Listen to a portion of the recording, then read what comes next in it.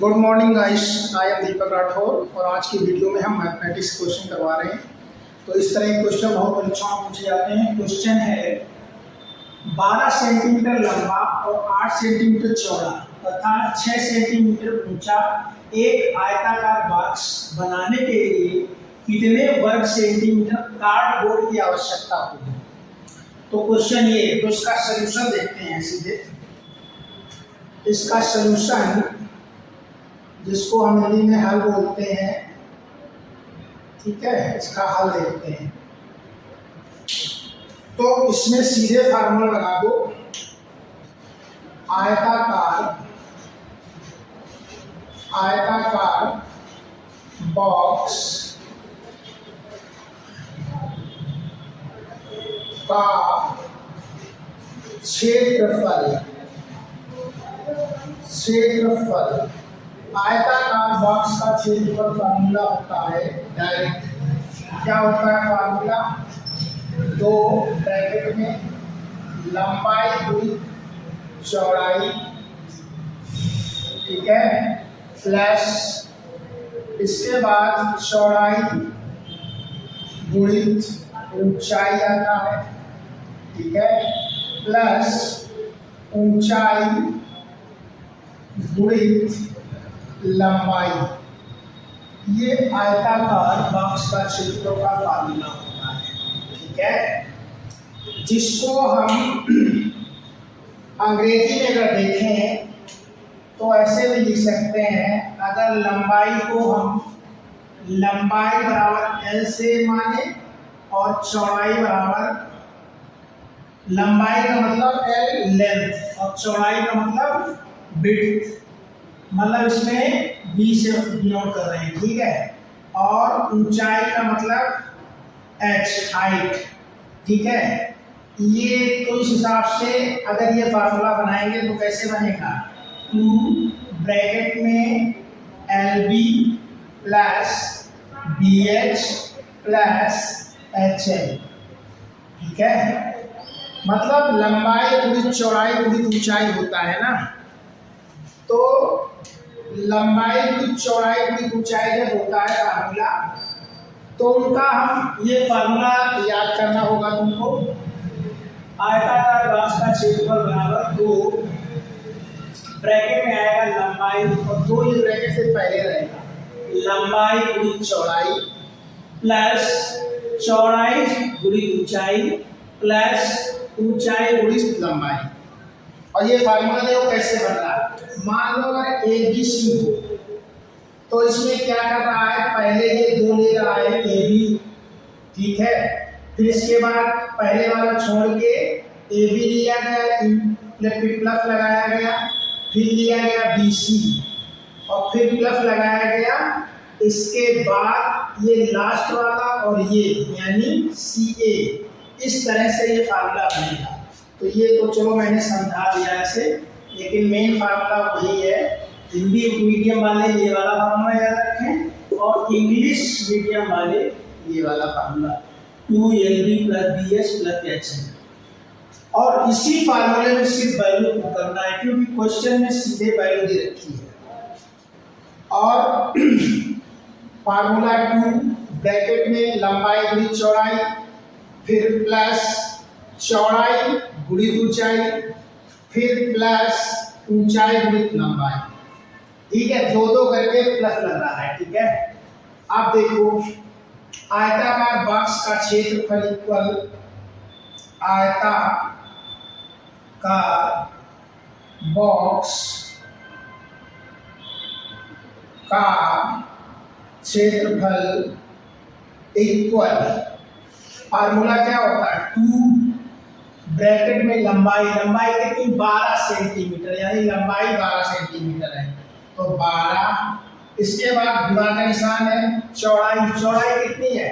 8 centimetre चौड़ा, तो 8 रख दिया, फिर प्लस, फिर चौड़ाई है 8 गुणित ऊंचाई कितनी है? 6 सेंटीमीटर ऊंचा है, ये ऊंचाई है, तो 6, फिर प्लस, अब ऊंचाई आएगी तो 6 इंटू लंबाई कितनी है? 12 सेंटीमीटर। इन सबका मल्टीप्लाई करना है और हमारा आंसर आ गया। तो आयताकार बॉक्स का क्षेत्रफल बराबर 2 ब्रैकेट में 12 96 प्लस 8 48 प्लस 12 72। इन ब्रैकेटों को पहले जोड़ दो, फिर 2 से मल्टीप्लाई करना है। ये नहीं कि इसका मल्टीप्लाई कर दिया इसने डायरेक्ट, तो गलत हो जाएगा। पहले ब्रैकेट का सॉल्व करते हैं, जो ब्रैकेट के अंदर जिसको कोष्टक बोलते हैं। ब्रैकेट को सॉल्व करने के बाद फिर जो ब्रैकेट के बाहर होता है तब उसको सॉल्व करते हैं। तो पहले ये ऐड करो, मतलब जोड़ो। 96 48 72 कितने होते हैं? 96 48 72, इनको ऐड कर दो। 16 के 6 कैरी 1 हासिल 1 216 हो रहे हैं, यानी इक्वल 2 इंटू ये ब्रैकेट वाले जोड़ के 216 हो गए।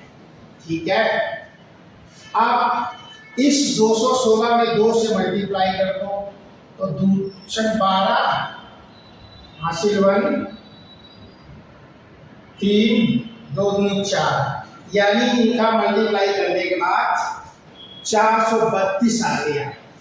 और ये भी क्या आएगा? वर्ग सेंटीमीटर। ठीक है, वर्ग सेंटीमीटर। ये सब वर्ग सेंटीमीटर नहीं है, मैंने लिखा नहीं है इनको। वर्ग सेंटीमीटर, वर्ग सेंटीमीटर और वर्ग सेंटीमीटर, वर्ग सेंटीमीटर। ठीक है, ये ऑप्शन है। तो हमारा आंसर आ गया, क्या आ गया आंसर? 432 वर्ग सेंटीमीटर। मतलब आयताकार बॉक्स को बनाने के लिए कार्डबोर्ड की आवश्यकता होगी। ठीक है, यही इसमें निकालना था और कुछ नहीं। तो देखो ए बी सी डी में कौन सा ऑप्शन सही है, इसके अकॉर्डिंग हमारा डी ऑप्शन ही राइट आंसर होगा। ठीक है, डी ऑप्शन में 432 आ रहा है, तो यही हमारा करेक्ट आंसर होगा।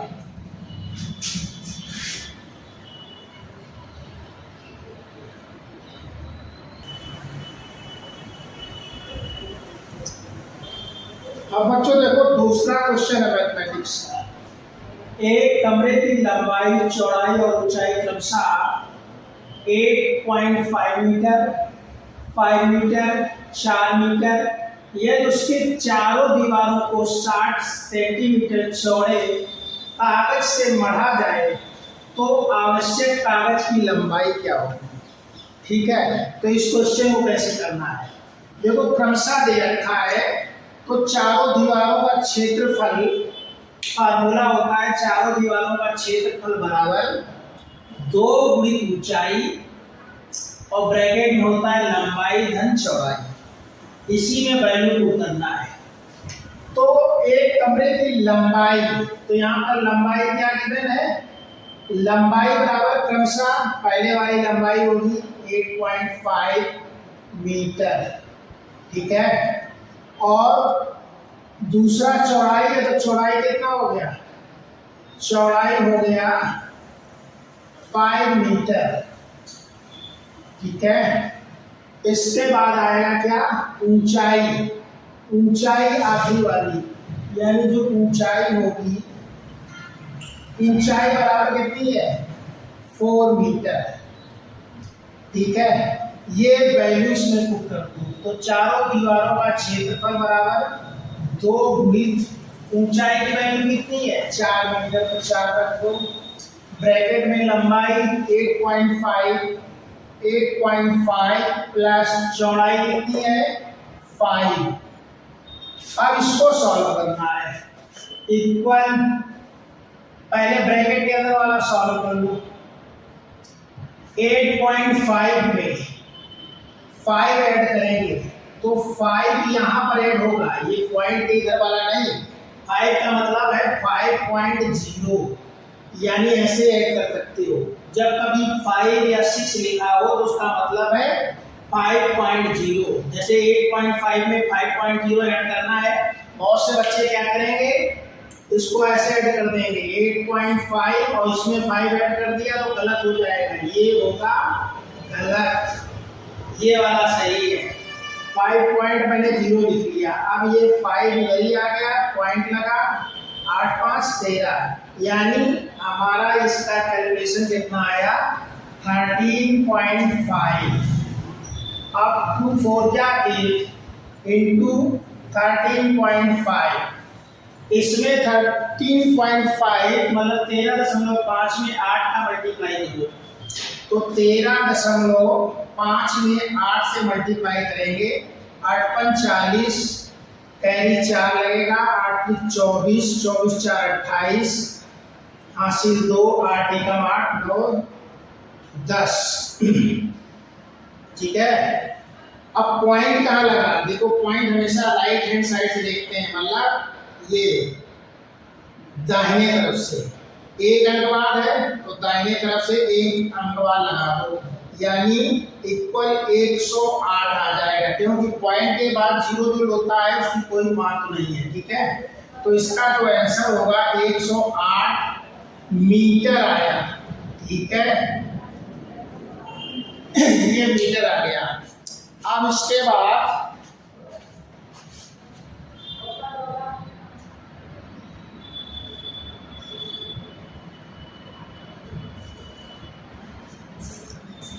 ये मीटर नहीं है, वर्ग मीटर में होगा। ठीक है, ध्यान रखना, क्योंकि लंबाई और ये भी तो है ना ऊंचाई, तो ये वर्ग मीटर हो जाएगा, वर्ग मीटर।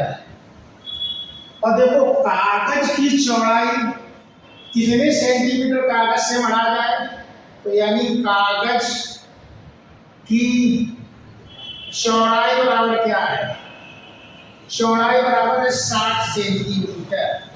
यहाँ ध्यान देने योग्य बात है, ये 60 सेंटीमीटर में है, और जो चारों दीवारों का क्षेत्रफल मैंने मीटर में निकाला है, क्योंकि वर्ग मीटर में, तो इस 60 सेंटीमीटर को मुझे मीटर में बदलना है। जब सेंटीमीटर को मीटर में बदलते हैं तो 100 से भाग करते हैं, यानी 100 से डिवाइड करते हैं, तो इस 60 सेंटीमीटर को 100 से जब भाग करेंगे तो ये 0 कट गया तो 6/10 आएगा। ठीक है, और जब 10 से भाग करते हैं 6 में तो 0.6 आ जाएगा मीटर। पहले ये सेंटीमीटर में था, अब ये हो गया मीटर में। ठीक है, तो कागज की चौड़ाई बराबर कितना आ गया 0.6 मीटर। और पूछा क्या गया है, आवश्यक कागज की लंबाई क्या होगी। ठीक है, यानी आवश्यक कागज की लंबाई पूछी गई है।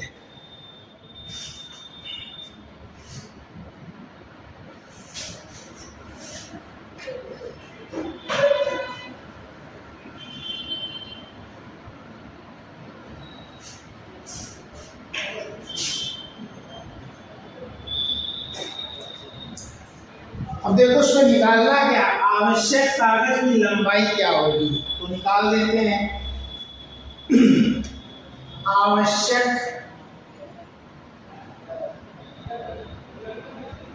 कागज की लंबाई बराबर,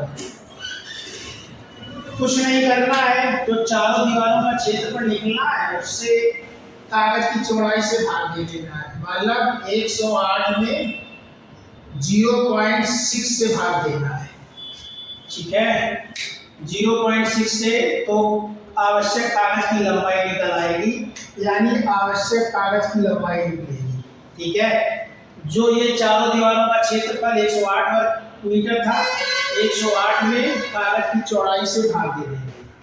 तो कैसे भाग देंगे, ये पॉइंट हटाएंगे तो यहाँ पर 0 बढ़ जाएगा, क्योंकि एक अंक बाद पॉइंट लगाया ना तो एक 0 बढ़ेगा। ठीक है, अब ये आ गया 1080/6। अब ये 6 से काट दूँ। ठीक है, देखो पहले 2 से कट जाएगा, 6 से काट दो डायरेक्ट, 6 से कट जाएगा। देखो 6 एकम 6 और 6 एकम 6, यहाँ 10 में 6 से भाग दिया तो 4 बचा, यहाँ 8 है, तो कितने हो गए 48, 6 48 और एक ये 0, यानी 180 मीटर इसका आंसर आएगा। मतलब आवश्यक कागज की लंबाई 180 मीटर होगी। तो देखो क्वेश्चन इसमें ऑप्शन में ए बी सी डी में कौन सा है, इसके according A option is right answer होगा। ठीक है, तो इस तरह से निकालते हैं इसको। तो मैंने बहुत धीमे धीमे समझाया जिससे आप लोगों को समझ में आ जाए, लेकिन जब इसी चीज़ को एग्जाम में करोगे ना, जब इसकी प्रैक्टिस हो जाएगी, फार्मूले रटे होंगे, तब 2-5 सेकेंड में ये क्वेश्चन हो जाएगा, बहुत ज़्यादा टाइम नहीं लगेगा। चारों दीवारों का क्षेत्र सीधे कैलकुलेशन थोड़ा फास्ट करना होगा और मुश्किल से 2 मिनट में हो जाएगा। ठीक है, तो इस तरह से निकालना है।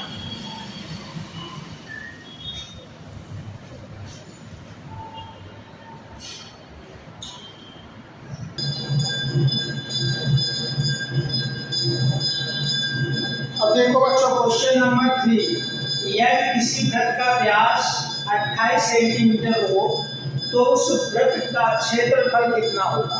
इस तरह के भी क्वेश्चन बहुत सारे पूछे जाते हैं, कुछ नहीं, इसमें सिर्फ फार्मूले का यूज है।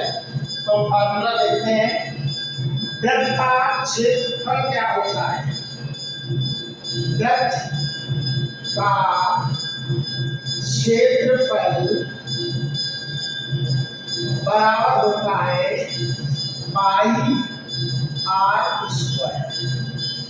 अगर ये सेंटीमीटर में तो सेंटीमीटर वर्ग सेंटीमीटर आएगा, और मीटर में होगा तो वर्ग मीटर में आएगा। ठीक है, वो इसके हिसाब से होगा। तो वृत्त का क्षेत्रफल बराबर पाई आर स्क्वायर वर्ग सेंटीमीटर होगा यहाँ पर। ठीक है, यहाँ लिख सकते हो वर्ग सेंटीमीटर। अगर यहाँ मीटर होता तो वर्ग मीटर लिखते, लेकिन एक बात ध्यान रखना, पाई की वैल्यू आप लोग याद रखना, पाई बराबर पाई की वैल्यू होती है 22/7, इसको याद कर लो। ठीक है, पाई की वैल्यू कभी कभी पेपर में दे देते हैं क्वेश्चन में, लेकिन कभी कभी नहीं देते। तो पाई बराबर 22/7। और क्वेश्चन में ध्यान दे रखा है वृत्त का व्यास, व्यास दे रखा है, त्रिज्या नहीं। व्यास 28 सेंटीमीटर है, तो त्रिज्या कितनी होती है, त्रिज्या जिसको हम आर बोलते हैं, ये व्यास की आधी होती है, यानी व्यास बटे 2, यानी 28 में हम 2 से अगर भाग दे दें, 2 एकम 2, 2 चाकू 8, यानी आर की वैल्यू कितनी आ गई 14। ये आर की वैल्यू आ गई। ये ध्यान रखना, ये पूरी 28 मत लिख देना वहां पर आर पर, नहीं तो गलत हो जाएगा, क्योंकि व्यास की आधी 2 से भाग दे देना, जितनी भी व्यास दे रखा हो। कभी कभी त्रिज्या डायरेक्ट दे देता है तो त्रिज्या रख देना, अगर व्यास दे रखा हो तो व्यास का आधा लिखना, वो आर की वैल्यू, आर की वैल्यू ये आ गई। अब फार्मूले कर देते हैं, वृत्त का क्षेत्रफल बराबर पाई की वैल्यू 22/7 अभी हमने बताई, गुणा का निशान आर स्क्वायर, आर स्क्वायर का मतलब 14, आर की वैल्यू 14 है ना, 14 × 14 2 बार लिखेंगे, क्योंकि आर बराबर 14 है, तो आर स्क्वायर मतलब आर इंटू आर, समझे। तो ये हो जाएगा 14 × 14। अब इसको हल कर लो, 7 से काट दो, 7 एकम 7 और 7 दूनी 14। अब इसका कैलकुलेशन कर दो, 22 × 44 गुणित 14, इनका मल्टीप्लाई कर दो। 44 और 14 का मल्टीप्लाई करो, 44 × 14, 14 चको 56, हासिल 5 14 चको 56 और 56 5 61, यानी ये आ जाएगा 616 वर्ग सेंटीमीटर। इस तरह से हम इस क्वेश्चन को सॉल्व करेंगे। और ये क्वेश्चन कोई भी परीक्षा हो, यूपी पुलिस हो, यूपीएसआई हो, या रेलवे हो या यूपीपीसीएस हो या यूपीएससी हो, जितने भी ये मैथमेटिक्स से क्वेश्चन आते हैं या एनटीपीसी हो, कोई भी एग्जाम में लेना इस तरह के क्वेश्चन 2-3 तो दिखाई देते हैं। ठीक है, वृत्त का खोद का त्रिज्या ले ले डायरेक्ट, अगर यहाँ त्रिज्या लिखा होता तो डायरेक्ट वही वैल्यू रखते, और यहाँ पर क्या है, यहाँ पर व्यास दे रखा है, तो व्यास मतलब त्रिज्या व्यास की आधी होती है, वो मैंने समझा दिया। तो हमारा आ गया वृत्त का क्षेत्रफल पूछा था, वृत्त का क्षेत्रफल आ गया 616 वर्ग सेंटीमीटर। तो इसके अकॉर्डिंग हमारा ए ऑप्शन देखो राइट है, सही है, 616 वर्ग सेंटीमीटर। तो इस तरह से इसमें क्वेश्चन करते हैं। ठीक है,